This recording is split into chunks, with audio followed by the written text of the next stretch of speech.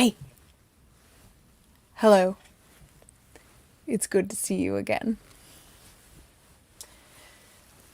We've got proper lighting. And we've got proper camera. So now we can properly be in bed together? Let's find out. Welcome, welcome, one and all. Boop.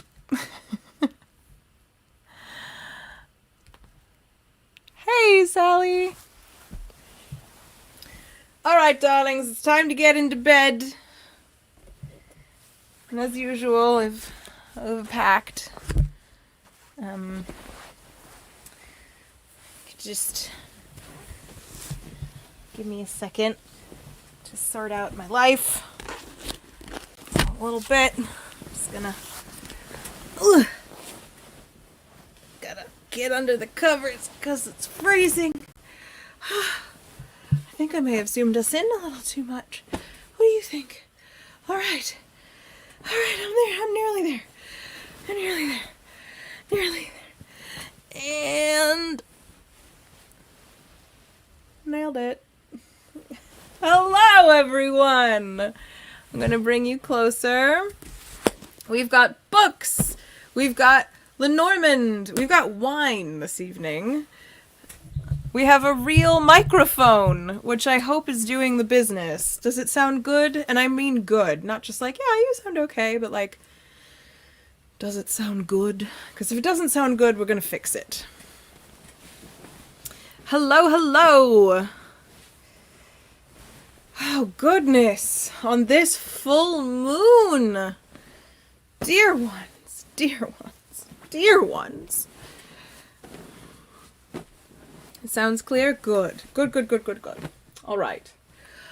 Darlings, I feel like I've set the camera too high, but it's too late to do anything about it. Too bad. So sad. That's all right. I can fix myself.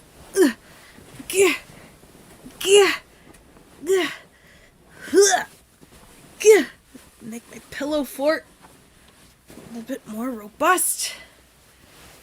And bring this over here. How about now? Oh, friends, it's good to see you again. I was a little out of sorts last week when we came back after the break. I was out of town. I didn't have a camera. I have this fancy new ring light. I was just using their Wi-Fi. They lived in the woods. It was a whole thing.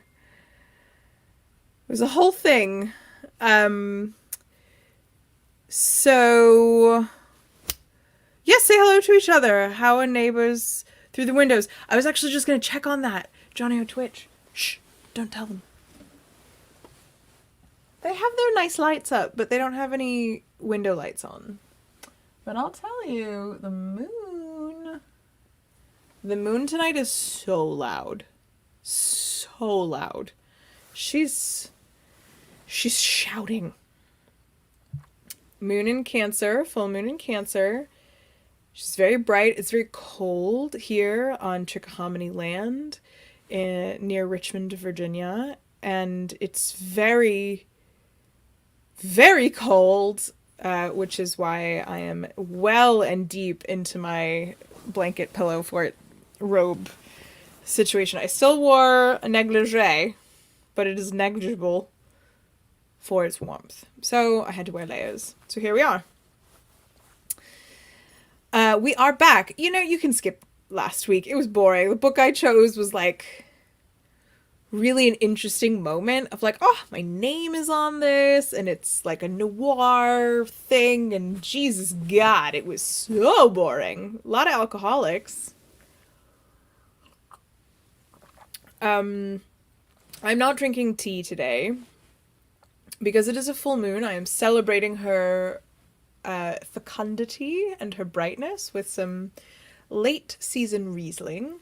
I love a Riesling personally. I don't understand why other people think it's weird.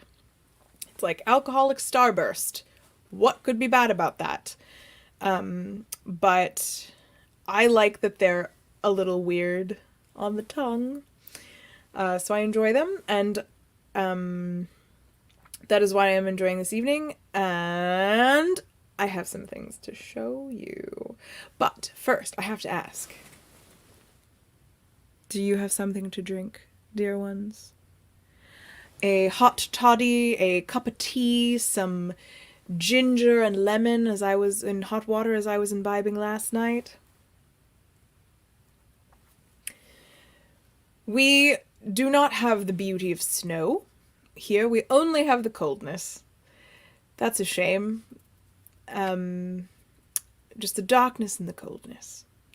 But that is perfect for snuggling together to read stories. And that is what we are going to do. So, how has your week been? Tell me, tell me, tell me.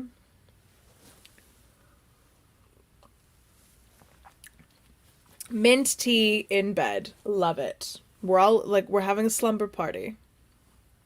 Best case scenario. So, as I mentioned, as I wait for your responses to roll in, I was away last week. I was on an adventure. I went to South Carolina to visit some strangers who are now friends, and I have things to show you from said strangers. So the first thing I did is I gave a man a gun. It was a gun that was gifted to me over 10 years ago on my nuptials. And I really liked it because it was very pretty and fun to fire at targets. But I understand that we are moving towards a future here in America where you cannot be 100% certain about the state of your firearms or who is going to end up using them and against whom. So I took matters into my own hands, literally, and I delivered this beautiful single action five-shot Beretta revolver to an alchemist. This alchemist takes weapons of destruction and he turns them into what I have in this box. Shall I show you?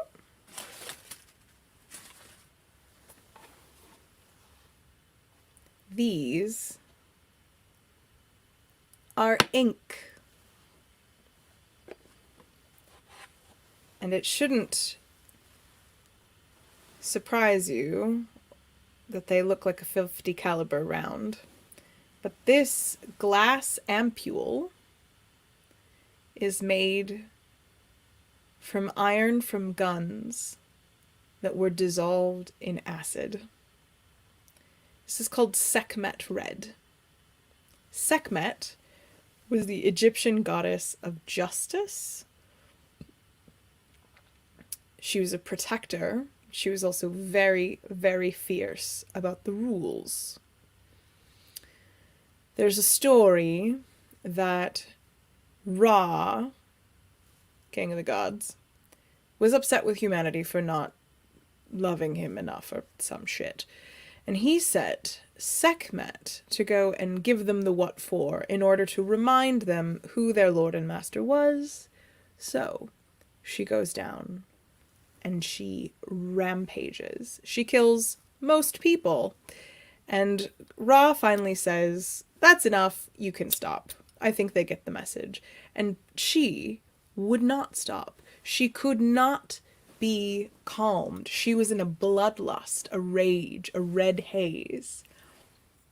She was drinking the blood she was spilling from the humans.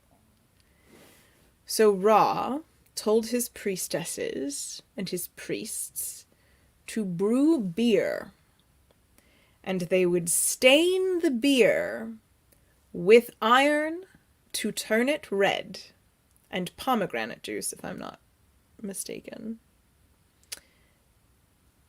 And they spilled it upon the sands, and she drank it, thinking that it was the spilled blood of her enemies, and she fell into a stupor and was calmed. So this is made of iron oxide, beer, and special herbs and spices to keep it from rotting, like cinnamon and tea tree.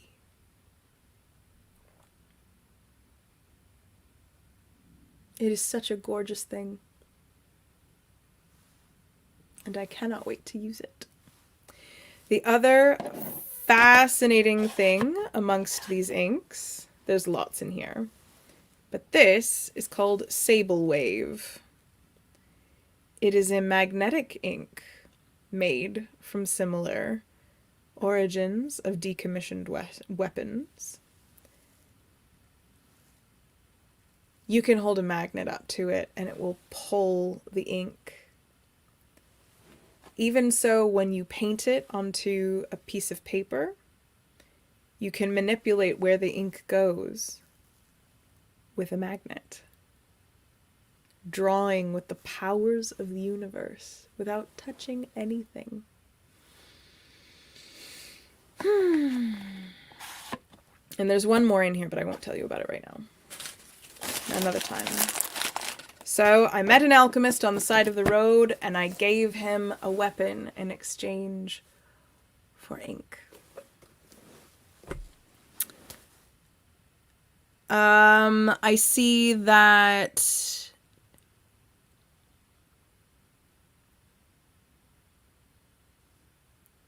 hi, Reverend Tommy. I see that Johnny on Twitch lost power for a while. Holy shit, I'm so sorry. I hope you kept warm. I do remember that, hearing about that in the news. Okay, so, right, so amazing. So I have these things, they're very precious to me. He also gave me some of his art, which he makes with these pigments and slime mold. It's so fucking cool. You can find him on Instagram. It's Rural Pen, a Rural Pen, on Instagram. Highly, highly, highly, highly, highly recommend that you check out his stuff.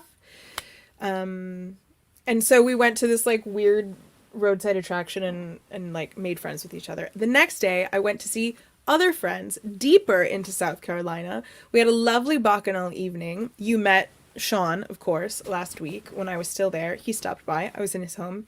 But what I did the next day, on my way home, I stopped by something called the Angel Oak. The Angel Oak is an oak tree that is over 500 years old. It's fucking enormous. Its branches are so big that they swoop down towards the earth, and they actually go into the earth and come back out of the earth to make leaves. Like, it's a hydra, it's an octopus, it's a kraken, it's a land kraken. It's so beautiful. It is called the species of tree is known as a live oak.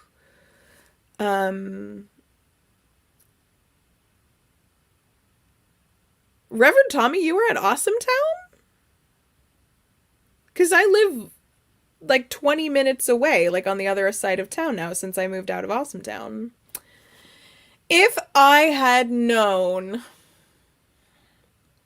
Oh, well, that's fine. So the species of tree that I was visiting is called a live oak. And they do that like gnarly, swoopy druid shit. And I remember hearing once that old kings and druids in the Irish tradition, the Celtic traditions, would have their bones removed when they died, and they would be replaced with oak branches. And when you see these branches, it's not surprising because they are alive, absolutely alive. Right, right.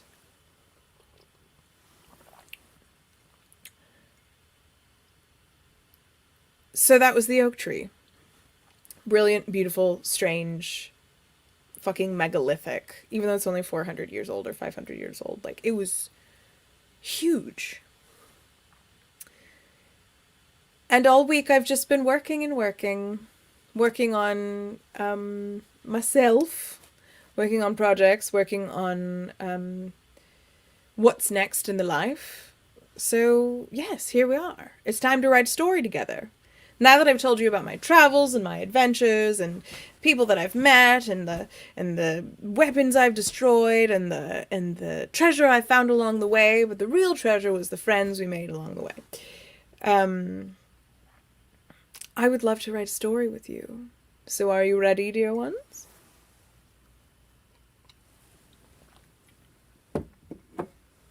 Weird Riesling. It's Lenormand o'clock.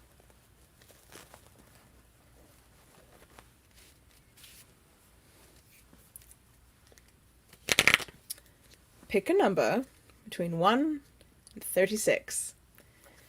I need 3 numbers, please. 3 numbers. 12. We have a 12. 12, 32. 12, 32. 12, 32. Ooh, and 15. And there's a special treat for tomorrow, everyone. Ha ha ha. 12, 32, 15. 15 is the bear. 32 is the moon. I knew we were going to pull the moon because it's moon. It's a moon day and it's a full moon. 12, 32, 15. 12. We're looking for 12. 12. 12. There it is. Ah, it's the birds. All right. Do you want something serious or do you want something funny? Give me a little bit of structure.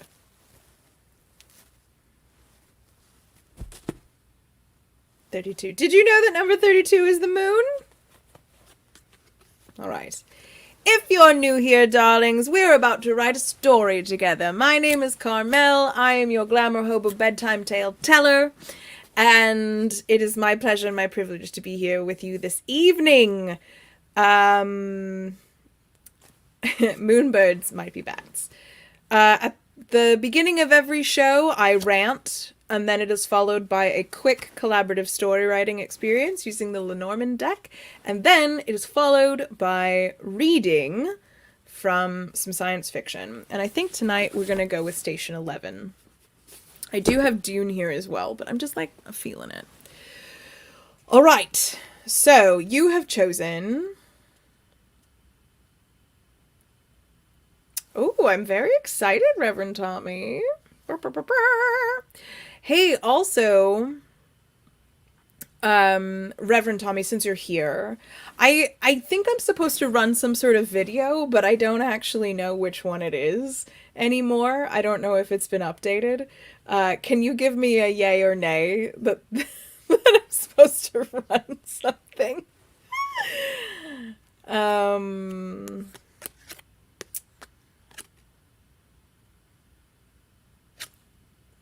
Opinions about instant coffee, it has its places. It has its times and its places, and how it's made has improved hugely over the last 20 years. I'll say that.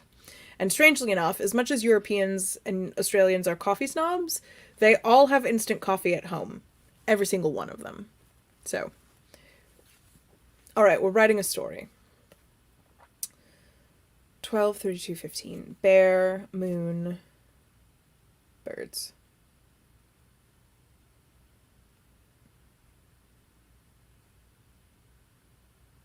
One moonlit night, when it was cold, so cold, a bear went walking through the woods. The bear was cold, that's true. His bearskin coat wasn't keeping him very warm that night. It's really a misnomer. He always had a bit of a chill. He always was a little anemic. He was always hoping that somebody would offer him a hot cup of something when he would arrive, or a blanket. But usually people would just look at him and go, "Oof! Couldn't dress like you, sir. You must be boiling in there." But he never ever was. This bear had been cursed, and the curse could only be broken by someone offering him something delicious and warm and homemade. You can drop in the comments what you think that thing might be. So as I was mentioning, this bear is wandering through the forest, freezing as can be, bemoaning his state, but really understanding that this might just be his lot in life. And he stumbles upon a bird's nest, because bears do climb trees. And he stumbled in the tree, and he found the bird. The birds were chatting, even though the sun had gone down. They were drowsily looking at each other and going, "You just don't understand the structural integrity of the twist tie versus the structural inintegrity of the twig. The twist tie is beautiful and it lasts. It's so pliable." And the other bird was going, "You don't know what you're talking about. You have no sense of style. If you just got birch twigs, it would be fine. We don't need to use human trash. We can just use what the forest is offering us. I don't understand why you don't want a holistic, authentic experience sourced from our locality." The birds were arguing. And the bear was embarrassed, because he had stumbled upon something of a private moment between them. The bickering continued. He didn't want to weigh in, but he also didn't want to retreat, because he knew that any move he made would result in noise being made, and them turning and seeing him, and him being further embarrassed, and them being embarrassed, and bears know about embarrassment. So he decided to hold as still as he could and try not to shiver very loudly.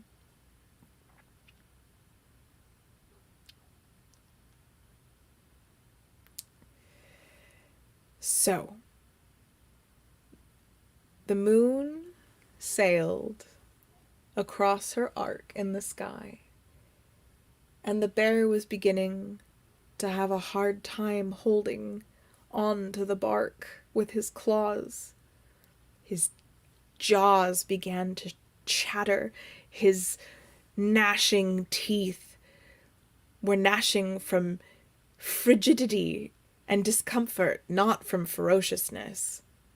But it was at that moment that one of the birds turned and noticed the chattering that had been happening. Glinting teeth, a huge dark face, eyes straight ahead like a predator.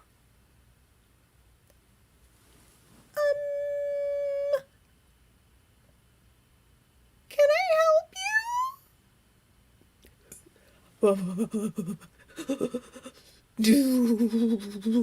you? Terribly sorry. But do you mind if I warm up a bit in your nest? He was shivering so hard that the birds ceased to be afraid and swiftly moved on to being concerned. They couldn't have somebody so seemingly well-mannered dying on their doorstep, so they invited him in. And by in, I mean they invited him near, because they were birds, and the nest was smallish, and it was made of twist tie garbage and birch strands and hair, and the bear just sidled up as close as he could, and he put his little cheek in the nest, and he just took a minute in the comfort of someone else's generosity. And the slower talking of the birds decided that he was going to go and get some libations for this poor frozen creature. He flew down in the moonlight, and he rattled up all of the badgers and the beavers and the gophers and the foxes in the undergrowth, and he said, "The bear is here, and it's unbearably cold. We should take care of him. Quick, quick, or he'll destroy our nest. So all of the other animals, being cold as fuck themselves, decided that they would gather as much as they could and build a blanket for the bear. They did not have biscuits and gravy. They did not have hot toddies. What they could do was build him a blanket from the earth, from the forest around. They gathered all of the extra hair from their dens, the things that they had discarded, and they knit him the finest of scarves. So a cape of leaves and a scarf made of angora. And they even made him a little hat that had both of his ears knit into it out of the pine needles, and it smelled so good. It kept the wind off of him, and he was able to nestle into the crux of one of the largest trees near his new brethren and in their nest, and sleep comfortably. Whether or not he fell out very soon afterwards because he got a little too comfortable is up to debate. That forest lore is for the forest creatures and not for our prying human minds. That is the story of the moon, the bear, and the birds. The moon is about dreams and nighttime things and the subconscious and desires. The bear is about authority figures. It's actually usually female, but it's about authority figures and large personalities that have a lot of domestic influence. And the birds are chatterers. They send messages. They gossip. There's a lot of noise there. So that's it. That's our story. Ta-da! Good job, guys.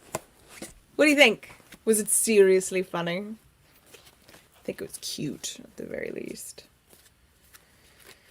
If I liked children, I'd be really good at children's stories.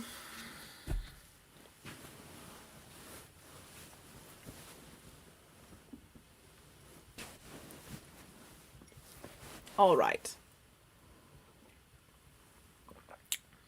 What do you say? Is it time for station 11? I think it's time. Move the mic yet closer.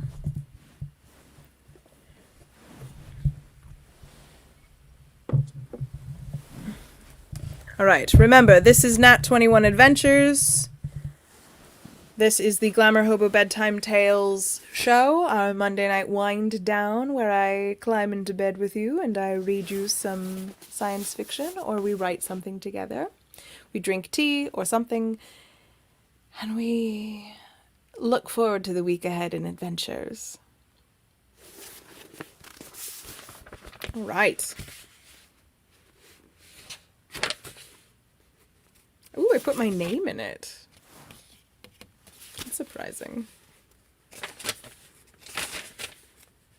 This is by Emily St. John Mandel, in memory of Emily Jacobson. And it starts with this quote. The bright side of the planet moves toward darkness, and the cities are falling asleep, each in its hour. And for me, now as then, it is too much. There's too much world.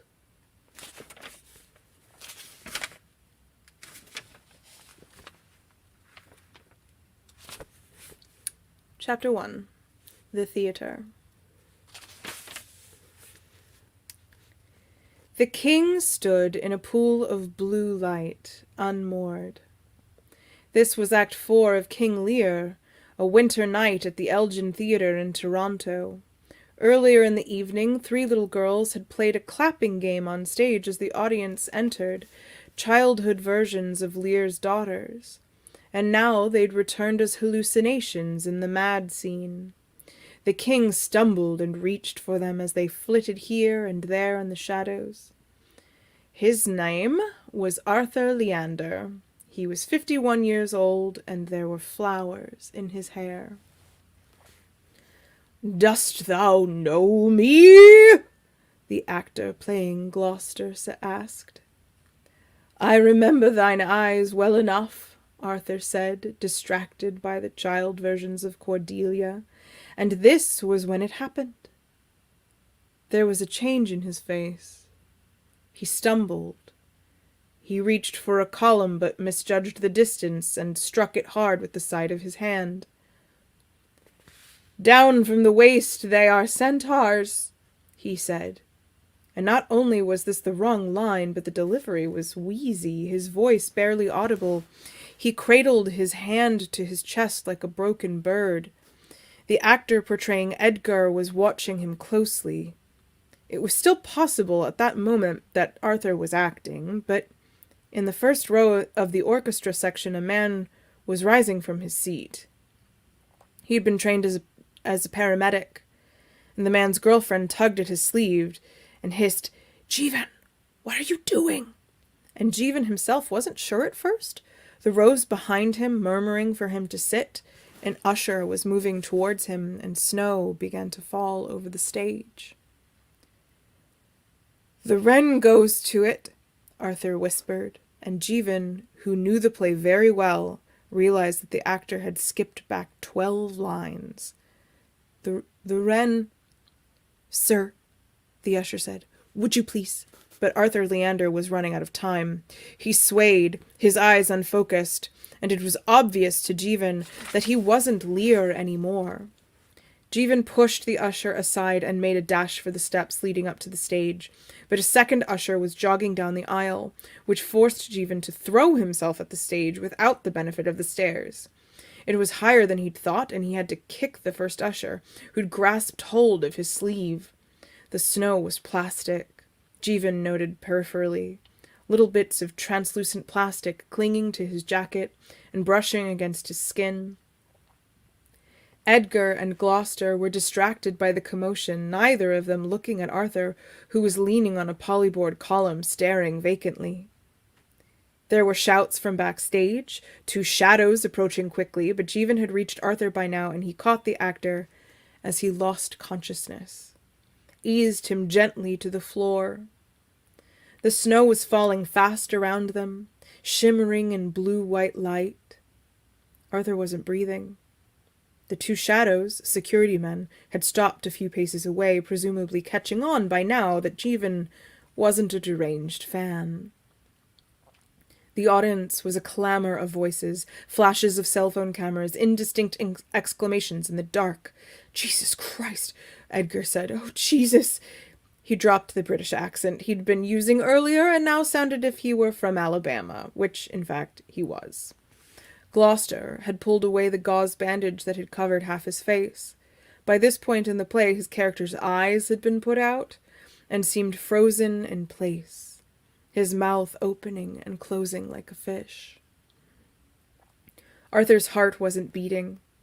Jeevan began CPR. Someone shouted an order and the curtain dropped, a whoosh of fabric and shadow that removed the audience from the equation and reduced the brilliance of the stage by half.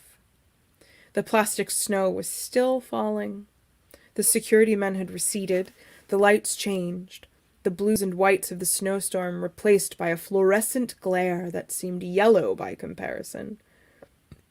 Jeevan worked silently in the margarine light, glancing sometimes at Arthur's face. "Please," he thought, "please." Arthur's eyes were closed. There was movement in the curtain, someone batting at the fabric and fumbling for an opening from the other side, and then an old man in a grey suit was kneeling on the other side of Arthur's chest. "I'm a cardiologist, Walter Jacoby." His eyes were magnified by his glasses, and his hair had gone wispy at the top of his head. Jeevan Chaudhary, Jeevan said. He wasn't sure how long he'd been here. People were moving around him, but everyone seemed distant and indistinct except Arthur and now the other man who'd joined him. It was like being in the eye of a storm, Jeevan thought. He and Walter and Arthur were together in the calm. Walter touched the actor's forehead once, gently, like a parent soothing a fevered child. They've called an ambulance. The fallen curtain lent an unexpected intimacy to the stage. Jeevan was thinking of the time he'd interviewed Arthur in Los Angeles, years ago now, during his brief career as an entertainment journalist. He was thinking of his girlfriend, Laura, wondering if she was waiting in the front row seat, or she might have gone out to the lobby.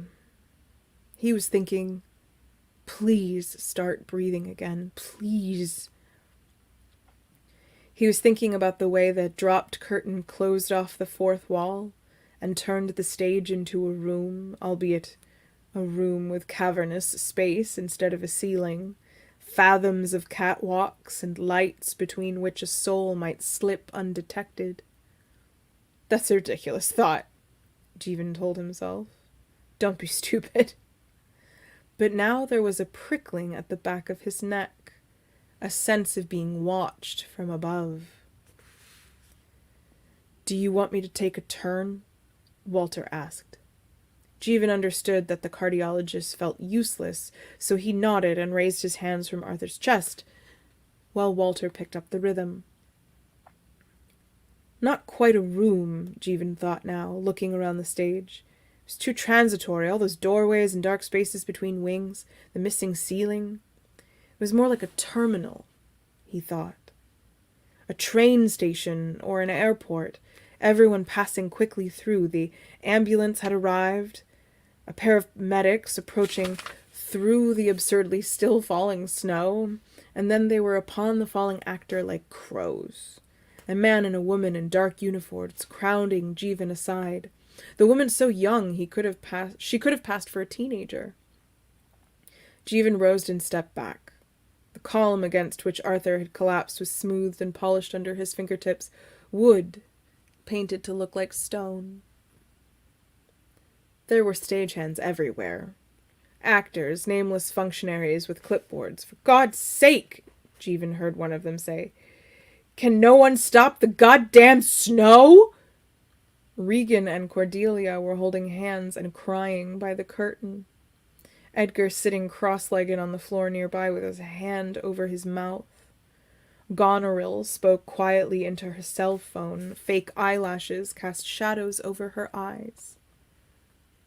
No one looked at Jeevan, and it occurred to him that his role in this performance was done. The medics didn't seem to be succeeding, and he wanted to find Laura. She was probably waiting for him in the lobby, upset. She might, this was a distant consideration, but a consideration nonetheless, find his actions admirable. Someone finally succeeded in turning off the snow. The last few translucencies drifting down. Jeevan was looking for the easiest ways to exit the scene when he heard a whimper. And there was a child whom he'd noticed earlier. A small actress kneeling on the stage beside the next plywood pillar to his left. Jeevan had seen the play 4 times, but never before with children, and he'd thought it an innovative bit of staging. The girl was 7 or 8. She kept wiping her eyes in emotion that left streaks of makeup on both her face and the back of her hand. Clear, one of the medics said, and the other moved back while he shocked the body. Hello, Jeevan said to the girl. He knelt before her. Why had no one come to take her away from all of this? She was watching the medics. He had no experience with children, although he'd always wanted 1 or 2 of his own, and wasn't exactly sure how to speak to them. Clear, the medic said again. You don't want to look at that, Jeevan said. He's going to die, isn't he? She breathed in little sobs. I don't know. He wanted to say something reassuring, but he had to concede that it didn't look good. Arthur was motionless on the stage, shocked twice, Walter holding the man's wrist and staring grimly into the distance while he waited for a pulse. "What's your name?" "Kirsten." "I'm Kirsten Raymond." The stage makeup was disconcerting. "Kirsten," Jeevan said, "where's your mom?" "She doesn't pick me up till 11. "Call it," a medic said. "Who takes care of you when you're here, then?" "Tanya's the Wrangler." The girl was still staring at Arthur. Jeevan moved to block her view. 9:14 p.m., Walter Jacoby said. "The Wrangler?" "That's what they call her. She takes care of me while I'm here." A man in a suit had emerged from stage right and was speaking urgently with the medics who were strapping Arthur to a gurney. One of them shrugged and pulled the blanket down to fit an oxygen mask over Arthur's face. Jeevan realized this charade must be for Arthur's family, so they wouldn't be notified of his death via the evening news. He was moved by the decency of it. Jeevan stood and extended his hand to the sniffling child. "Come on. Let's find Tanya. She's probably looking for you." This seemed doubtful. If Tanya were looking for her charge, surely she would have found her by now. He led the little girl into the wings, but the man in the suit had disappeared. The backstage area was chaotic, all sound and movement, shouts to clear the way as Arthur's procession passed. Walter presiding over the gurney. The parade disappeared down the corridor towards the stage doors, and the commotion swelled further in its wake. Everyone crying or talking on their phones or huddled in small groups, telling or retelling a story to another. So then I look over and he's falling, or barking orders, or ignoring orders barked by other people. All these people. He didn't like crowds very much. "Do you see Tanya?" "No. I don't see her anywhere." "Well, maybe we should stay in one place and let her find us." He remembered once having read advice to this effect in a brochure about what to do if you're lost in the woods. There were a few chairs along the back wall, and he sat down in one, from where he could see the unpainted plywood back of the set. A stagehand was sweeping up the snow. "Is Arthur going to be okay?" Kirsten had climbed up on the chair beside him and was clutching the fabric of her dress in both fists. Just now, he was doing the thing he loved best in the world.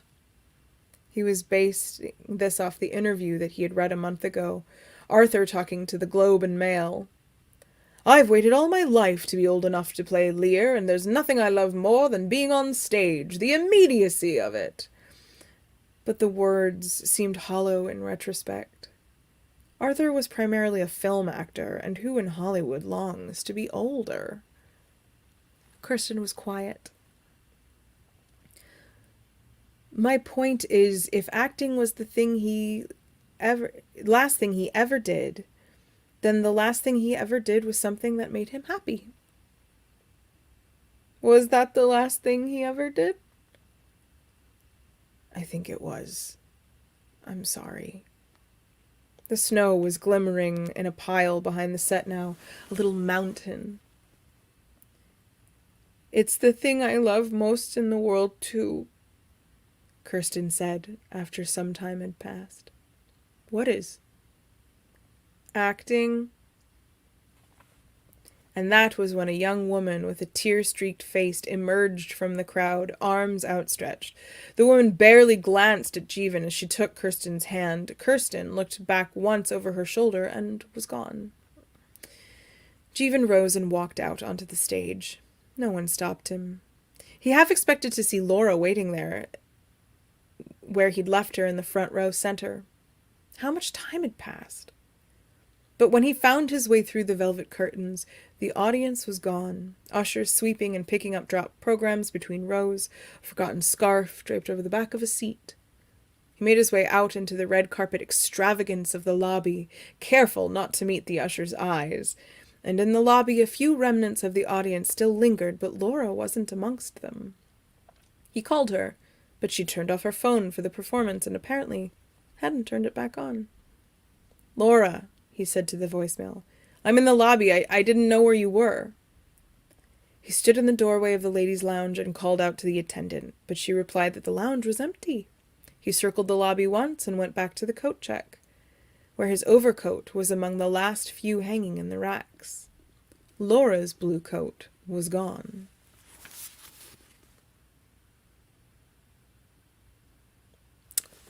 That's true, it is.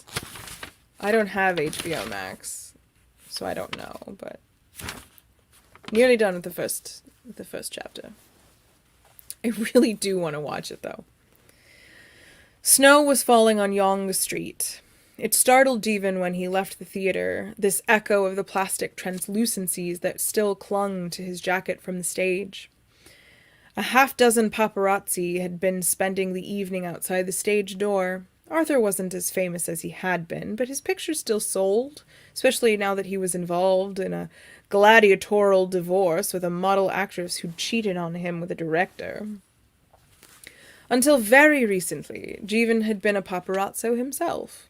He'd hoped to slip past his former colleagues unnoticed, but these were men whose professional skills included an ability to notice people trying to slip past them, and they were upon him at once. "You look good," one of them said. "Fancy coat you got there." Jeevan was wearing his pea coat, which wasn't quite warm enough, but it had the desired effect of making him look less like his former colleagues, who had a tendency towards puffy jackets and jeans. "Where you been, man?" "Tending bar. Training to be a paramedic." "EMS, for real? Want to scrape drunks off the sidewalks for a living?" "I want to do something that matters, if that's what you mean." "Yeah, all right." "You were inside, weren't you? What happened?" A few of them were speaking into their phones. "I'm telling you, the man's dead," one of them was saying. "Well, sure, the snow gets in the way of the shot, but look, what I just sent you, his face is in that one is where they're loading him into the ambulance, and you can see that." "I don't know what happened. They just dropped the curtain in the middle of the fourth act." It was partly that he didn't want to speak with anyone just now, except for Laura, and partly that he was particularly not looking to speak with them. "You saw him taken to the ambulance?" "Wheeled him out right through the stage doors," one of the photographers said. He was smoking a cigarette with quick, nervous motions. "Medics, ambulance, the whole 9 yards. How did he look?" "Honestly, like a fucking corpse. That's Botox. And then there's Botox." "Was there a statement?" "Some suit came out and talked to us. Exhaustion, wait for it, dehydration." Several of them laughed. "Always exhaustion and dehydration with these people, am I right?" "You think someone would tell them," the Botox man said. "If someone would just find it in their hearts to pull one or two of these actors aside and be like, 'Listen, buddy, spread the word. You got to imbibe liquids and sleep every so often, okay?'" "I'm afraid I saw even less than you did," Jeevan said, and pretended to receive an important call. He walked up Yonge Street with his phone pressed cold to his ear, stepped into a doorway a half block up to dial Laura's number again. Her phone was still off. If he called a cab, he'd be home in half hour, but he liked being outside in the clear air away from the people. The snow was falling faster now. He was extravagantly, guiltily alive. The unfairness of it, his heart pumping faultlessly while somewhere Arthur lay cold and still. He walked north up Yonge Street with his hands deep in the pockets of his coats and the snow stinging his face. Jeevan lived in Cabbagetown, north and east of the theater.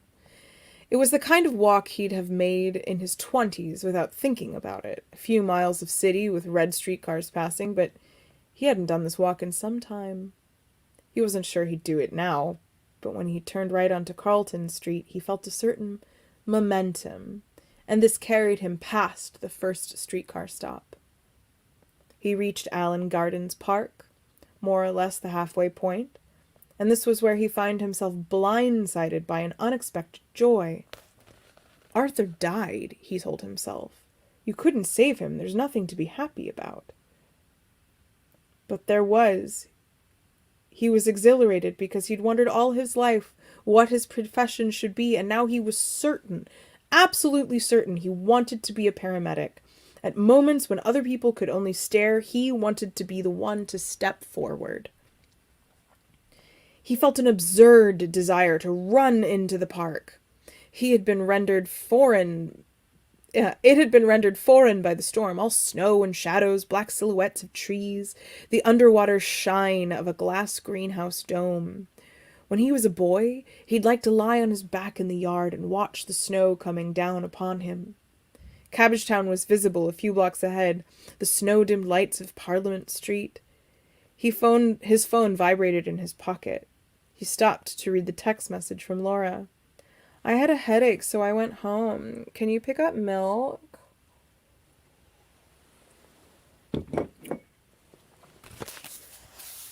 And here, all momentum left him. He could go no farther. The theater tickets had been intended as a romantic gesture. Let's do something romantic because all we do is fight. And she'd abandoned him there. She'd left him on stage performing CPR on a dead actor and gone home, and now she wanted him to buy milk. Now that he'd stopped walking, Jeevan was cold. His toes were numb. All the magic of the storm had left him, and the happiness he'd felt a moment earlier was fading.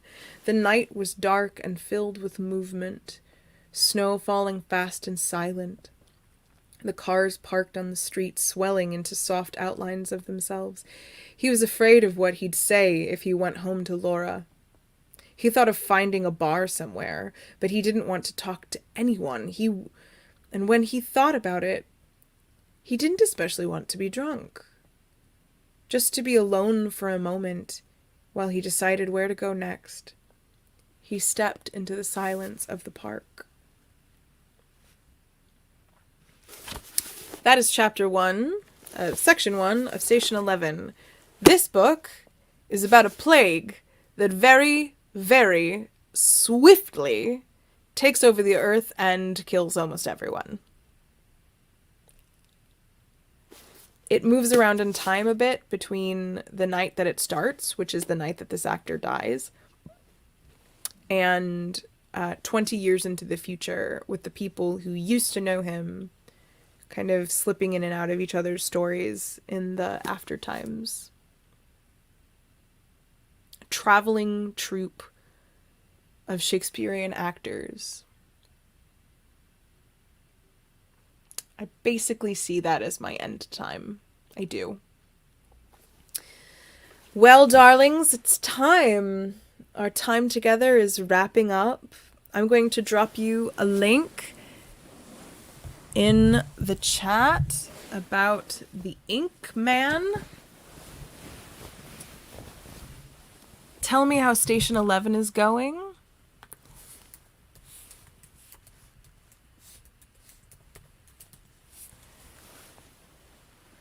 That is the handle, the Instagram handle for the man who makes the ink out of old guns.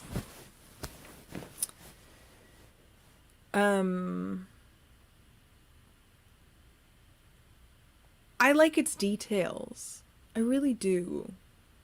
I like the small things like a scarf being left over the back of a theater chair. It's so human, and it's also so like, I have worked in theaters for years as an usher, and you absolutely just do find those kind of things. So here we are on our Monday evenings. I hope that your full moon in Cancer is warm, even though it is fucking balls cold out. I hope that you are surrounded by the things and the people that you adore, and I very much hope to see you next Monday when we will build a whole new story together. Good night, dear ones. Good night.